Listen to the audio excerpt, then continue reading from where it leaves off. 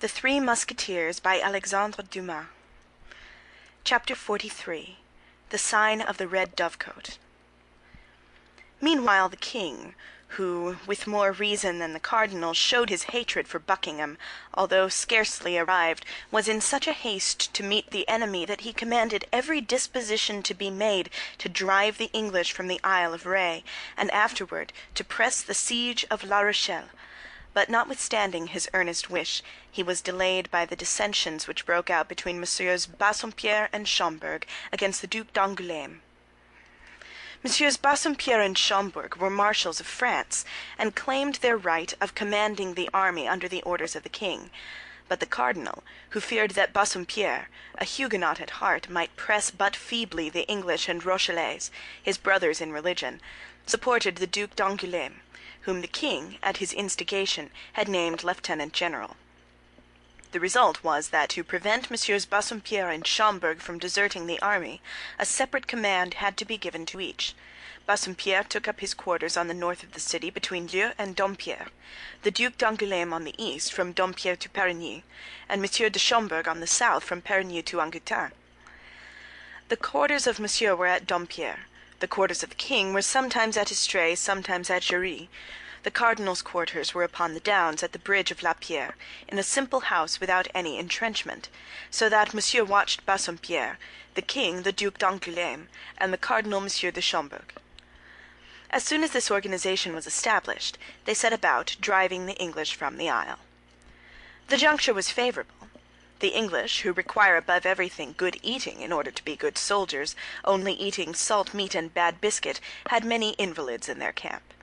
Still further, the sea, very rough at this period of the year all along the sea-coast, destroyed every day some little vessel, and the shore, from the point of l'Aiguillon to the trenches, was at every tide literally covered with the wrecks of pinnacles, robergs, and feluccas. The result was that even if the king's troops remained quietly in their camp, it was evident that one day or another Buckingham, who only continued in the isle from obstinacy, would be obliged to raise the siege. But as Monsieur de Toiras gave information that everything was preparing in the enemy's camp for a fresh assault, the king judged that it would be best to put an end to the affair, and gave the necessary orders for decisive action.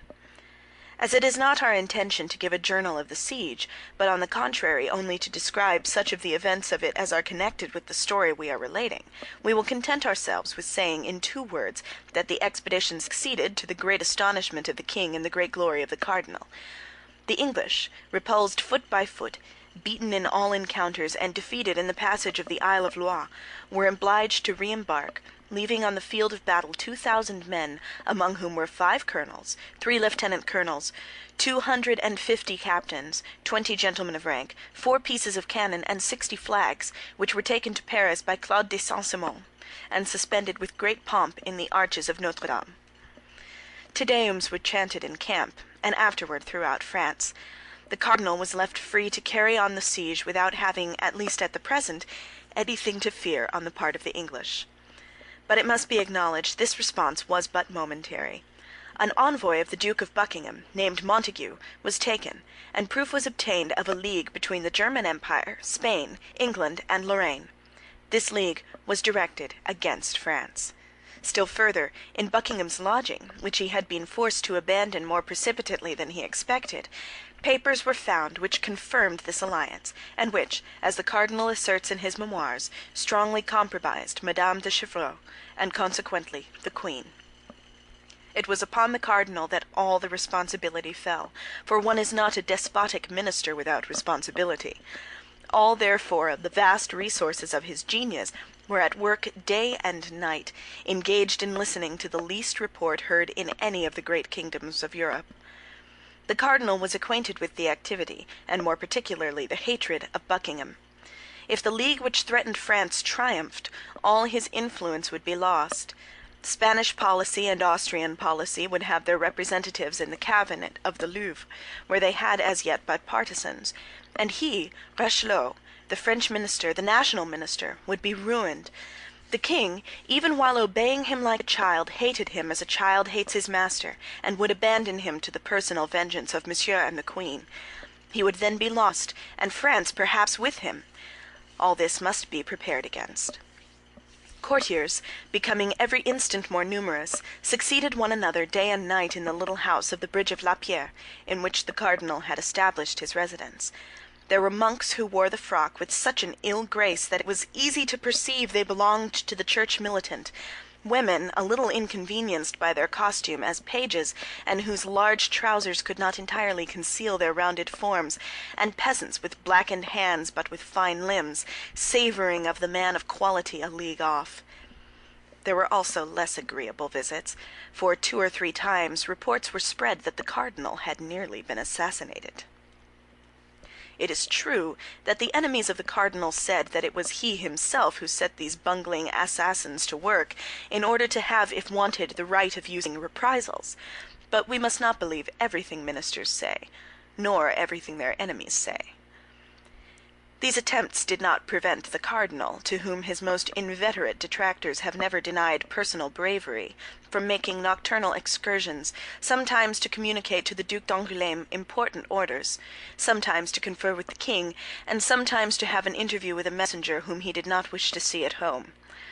On their part, the Musketeers, who had not much to do with the siege, were not under very strict orders, and led a joyous life. It was the more easy for our 3 companions in particular, for, being friends of Monsieur de Tréville, they obtained from him special permission to be absent after the closing of the camp. Now, one evening, when D'Artagnan, who was in the trenches, was not able to accompany them, Athos, Porthos, and Aramis, mounted on their battle steeds, enveloped in their war cloaks, with their hands upon their pistol butts, were returning from a drinking place called the Red Dovecote, which Athos had discovered 2 days before upon the route to Jarry, following the road which led to the camp and quite on their guard, as we have stated, for fear of an ambuscade, when about a quarter of a league from the village of Busneau, they fancied they heard the sound of horses approaching them. They immediately all 3 halted, closed in, and waited, occupying the middle of the road. In an instant, and as the moon broke from behind a cloud, they saw, at a turning of the road, 2 horsemen, who on perceiving them stopped in their turn, appearing to deliberate whether they should continue their route or go back. The hesitation created some suspicion in the 3 friends, and Athos, advancing a few paces in front of the others, cried in a firm voice, "Who goes there?" "Who goes there yourselves?" replied one of the horsemen. "That is not an answer," replied Athos. "Who goes there? Answer, or we charge." "Beware of what you are about, gentlemen," said a clear voice which seemed accustomed to command. "It is some superior officer making his night round," said Athos. "What do you wish, gentlemen?" "Who are you?" said the same voice, in the same commanding tone. "Answer in your turn, or you may repent of your disobedience." "King's Musketeers," said Athos, more and more convinced that he who interrogated them had the right to do so. "What company?" "Company of Tréville." "Advance and give an account of what you are doing here at this hour." The 3 companions advanced rather humbly, for all were now convinced that they had to do with someone more powerful than themselves, leaving Athos the post of speaker. One of the 2 riders, he who had spoken second, was 10 paces in front of his companion.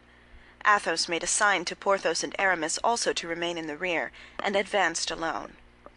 "Your pardon, my officer," said Athos, "but we were ignorant with whom we had to do, and you may see that we were good guard." "Your name?" said the officer, who covered a part of his face with his cloak. "But yourself, monsieur," said Athos, who began to be annoyed by this inquisition. "Give me, I beg you, the proof that you have the right to question me." "Your name," repeated the cavalier a second time, letting his cloak fall, and leaving his face uncovered. "Monsieur the cardinal!" cried the stupefied Musketeer. "Your name," cried his Eminence, for the 3rd time. "Athos," said the Musketeer. The cardinal made a sign to his attendant, who drew near. "These 3 Musketeers shall follow us," said he, in an undertone. "I am not willing it should be known I have left the camp, and if they follow us we shall be certain they will tell nobody." "We are gentlemen, monsieur," said Athos. "Require our parole, and give yourself no uneasiness. Thank God we can keep a secret." The cardinal fixed his piercing eyes on this courageous speaker. "You have a quick ear, Monsieur Athos," said the cardinal, "but now listen to this. It is not from mistrust I request you to follow me, but for my security. Your companions are no doubt Messieurs Porthos and Aramis." "Yes, your Eminence," said Athos, while the two Musketeers who had remained behind advanced, hat in hand. "I know you, gentlemen," said the cardinal. "I know you. I know you are not quite my friends, and I am sorry you are not so. But I know you are brave and loyal gentlemen, and that confidence may be placed in you. Monsieur Athos, do me then the honor to accompany me, you and your two friends, and then I shall have an escort to excite envy in his Majesty, if we should meet him." The three Musketeers bowed to the necks of their horses. "Well, upon my honor," said Athos, "your Eminence is right in taking us with you. We have seen several ill-looking faces on the road, and we have even had a quarrel at the Red Dovecot with 4 of those faces." "A quarrel? And what for, gentlemen?" said the cardinal. "You know I don't like quarrelers.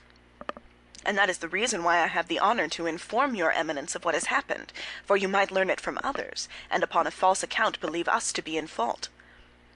"What have been the results of your quarrel?" said the cardinal, knitting his brow. "My friend Aramis here has received a slight sword wound in the arm, but not enough to prevent him, as your Eminence may see, from mounting to the assault tomorrow, if your Eminence orders an escalade." "But you are not the men to allow sword wounds to be inflicted upon you thus," said the cardinal. "Come, be frank, gentlemen. You have settled accounts with somebody. Confess, you know I have the right of giving absolution." "I, monsieur?"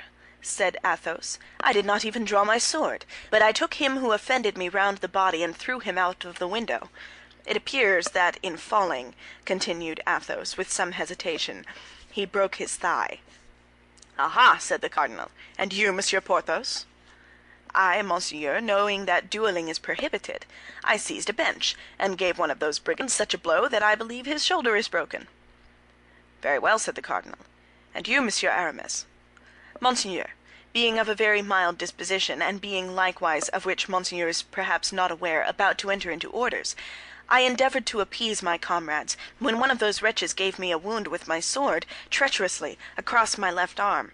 Then I admit my patience failed me. I drew my sword in turn, and as he came back to the charge I fancied I felt that in throwing himself upon me he let it pass through his body. I only know for a certainty that he fell, and it seemed to me that he was borne away with his 2 companions." "The devil, gentlemen!" said the cardinal. 3 men placed hors de combat in a cabaret squabble. You don't do your work by halves, and pray, what was this quarrel about?"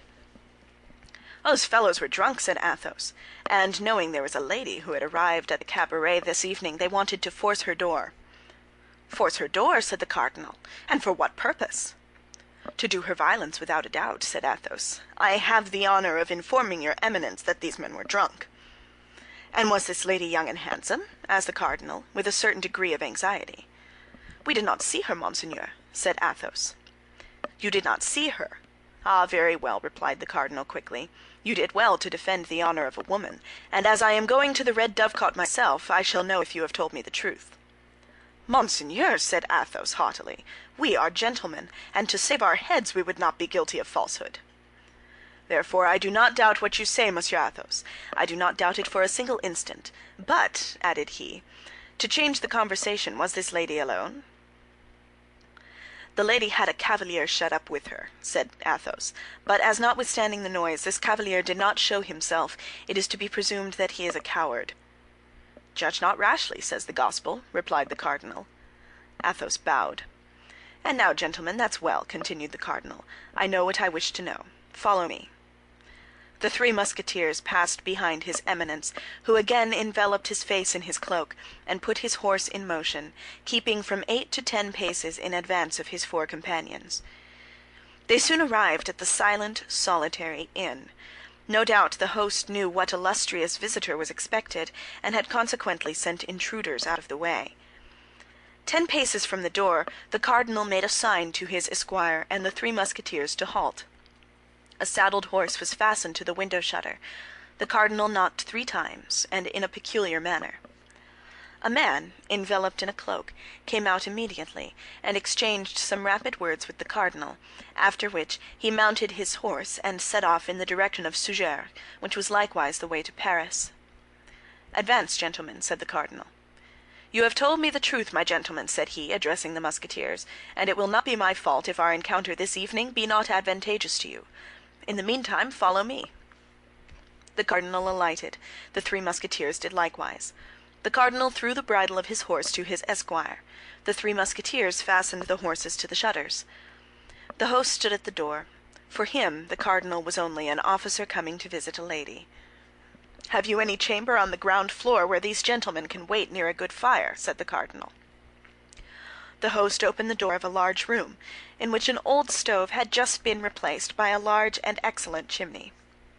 "I have this," said he. "That will do," replied the cardinal. "Enter, gentlemen, and be kind enough to wait for me. I shall not be more than half an hour." And while the three Musketeers entered the ground-floor room, the cardinal, without asking further information, ascended the staircase like a man who has no need of having his road pointed out to him. Chapter 43